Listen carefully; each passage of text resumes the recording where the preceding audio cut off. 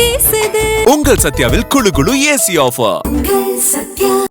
நான் கொடுத்த மருந்து சரியான மருந்து தான். அதுல அவதான் ஏதோ ஒரு வேலையை பார்த்துட்டேன்.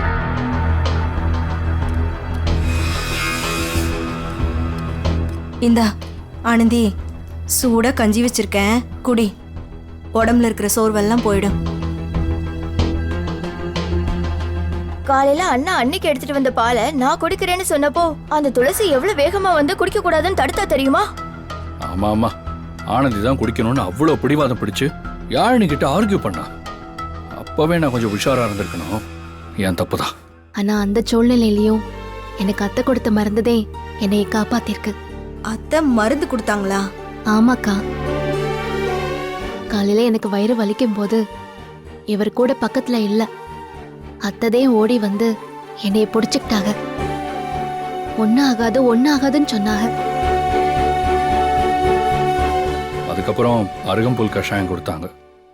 ஆனந்தி காலையில சாப்பிட்ட எல்லாத்தையும் வாமிட் பண்ணிட்டா.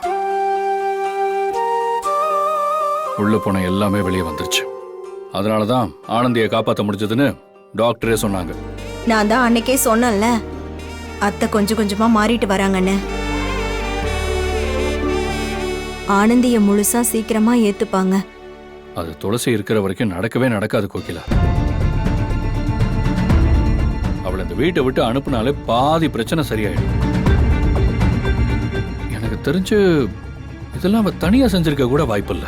ஆமா சகல, இது அவ வேலையா தான் இருக்கும். ஆனா ஒண்ணு சகல, இந்த அளவுக்கு நாட்டு மருந்து பத்தி எல்லாம் துளசிக்கு தெரிஞ்சிருக்க வாய்ப்பே இல்ல. இதுல வேற யாரோ உதவி பண்ணிருக்காங்க.